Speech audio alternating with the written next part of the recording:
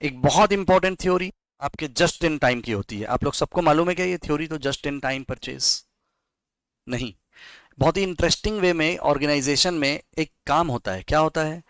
Professionals लोग, जैसे आप लोग क्वालिफाइड हो जाओगे, ऑर्गेनाइजेशन में जाओगे, सबसे पहले आपसे ये पूछा जाएगा कि इस ऑर्गेनाइजेशन में कैसे इंप्रूवमेंट करें और क्या अच्छा चीज़ बचाए।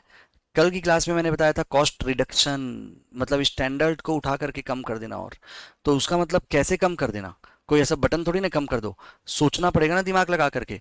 तो जस्ट इन टाइम एक अच्छा सोच का नतीजा है। क्या होता है यहां पर? सुनो ध्यान से, वो थ्योरी है उसको तो आप लोग आराम से पढ़ लोगे, जो मैं समझा रहा हूं उसको समझना।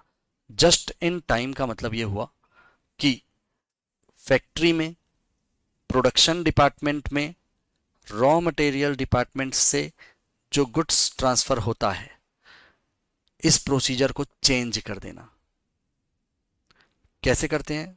और सुनो ध्यान से, ये रॉ मटेरियल डिपार्टमेंट को मेंटेन करना, यहाँ पर इंचार्ज रखना, स्टॉक को रखना, सिक्योरिटी गार्ड रखना, उस स्टॉक के ऑब्सोल्यूट को झेलना, उस स्टॉक की चोरी चकारी का रिस्क हो, ये सारी चीज़ें जो है वो कॉस्ट को बढ़ाती है।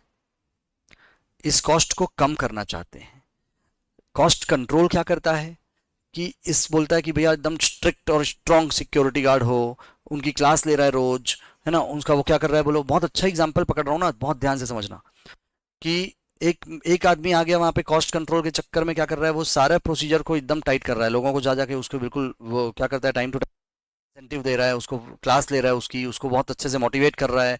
और क्या करता है, बिल्कुल कम से कम कॉस्ट लगे। आप क्या बोल रहा है, वो स्टोर इंचार्ज को जब जरूरत पड़ती है तो बिल्कुल कोटेशन लेकर के परचेस करना, पूरे लेवल पे ट्रेनिंग चल रही है। और क्या कर रहा है, मटेरियल को परचेस करके लाने से प्रोडक्शन में जाने तक की पूरे स्ट्रीमलाइन कर रहा है। कॉस्ट कंट्रोल हो गया वो।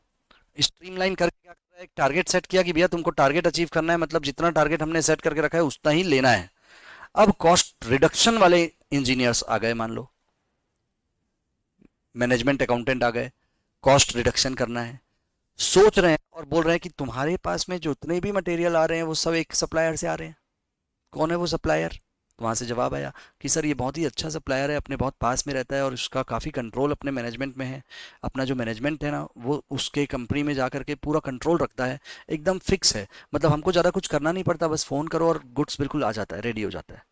तब भी प्रोसीजर चेंज नहीं कर रहे हैं वो लोग। अब ये क्या किया, कॉस्ट रिडक्शन वाला सीधा बोल दिया कि एक काम करो, उठाओ फेंक दो सब, स्टोर इंचार्ज को पूरा शिफ्ट कर दो तुम यहाँ से, हमको इस डिपार्टमेंट में स्टोर डिपार्टमेंट ही नहीं चाहिए अपने ऑर्गेनाइजेशन में।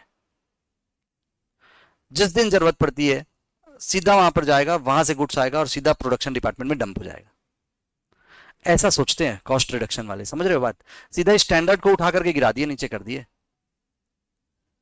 आपको एग्जाम्पल बहुत अच्छा बता रहा हूं मैं, अभी वाला जो दिया मैंने, समझ में आ रहा है जो बोल रहा हूँ? तो वो लोग कहीं तक सोचेंगे, वो जो एक दोनों अलग अलग व्यक्ति हैं, वो एक पर्सन है, वो कैसे भी करके क्या भी करके लोगों को समझा के बुझा के उनको ट्रेनिंग दे करके कॉस्ट को क्या रखना है, एक स्टैंडर्ड सेट किया हुआ, उससे कम रखना है। और ये क्या सोच रहा है, सीधा स्टैंडर्ड को ही गिरा देना है, कम कर देना है, बिल्कुल इतना बड़ा डिसीजन सीधा। इसलिए ये कंटिन्यूस अप्रोच है, ये तो एक मैटर पे सोच के निकल गया दूसरी जगह चले जाएगा वो। तो इसलिए क्या कर रहा है वो ये बोल रहा है कि तुम्हारे ऑर्गेनाइजेशन के मैनेजमेंट का कंट्रोल यदि सप्लायर के ऑर्गेनाइजेशन में है, लास्ट पूरे रिकॉर्ड में यदि ये देखा गया है कि जितने बार भी आप ऑर्डर किए हो उसको तुरंत ऑर्डर सप्लाई हुआ है, एक बार भी डिले नहीं हुआ है।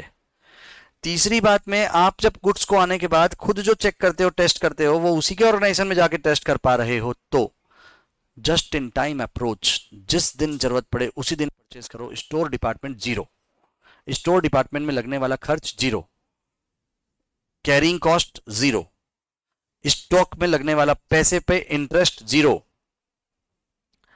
स्टोर डिपार्टमेंट में लगने वाले इंप्लॉइज की सैलरी जीरो। सोचो कितना बड़ा अंतर हो गया एक बार में। सिर्फ सोचा उसने, क्या सोचा, प्रोसीजर चेंज कर दिया, जस्ट इन टाइम। इसी को बोलते हैं जस्ट इन टाइम, जब जरूरत है तब परचेज करेंगे। और ये वही लोग कर सकते हैं जिसके सप्लायर के ऊपर हमको फुल कॉन्फिडेंस है, वरना प्रोडक्शन बंद हो जाएगा उस चक्कर में। उसका दूसरा पहलू ये भी है ना भाई, जस्ट इन टाइम में मैंने सप्लायर के ऊपर डिपेंड हो गया हूँ, जैसे ऑर्डर किया हूँ अब वो सप्लाई नहीं कर रहा है तो मेरा प्रोडक्शन आउट हो जाएगा यहाँ पर। तो इसलिए कंजूसी तो करना है अपने को, कॉस्ट को रिड्यूस करना है, रिडक्शन, बट क्वालिटी हैम्पर नहीं करनी है, कस्टमर का लॉस नहीं करना है, प्रोडक्शन की सेल पे इफेक्ट नहीं लाना है। ये बात समझ में आई? याद रहेगा अच्छे से। जस्ट इन टाइम नाम से ही क्लियर है, जिस समय जरूरत उस समय परचेस। क्लियर है? और ये तभी कर पाएंगे जब कॉन्फिडेंस हो किसके ऊपर? सप्लायर के ऊपर। यस।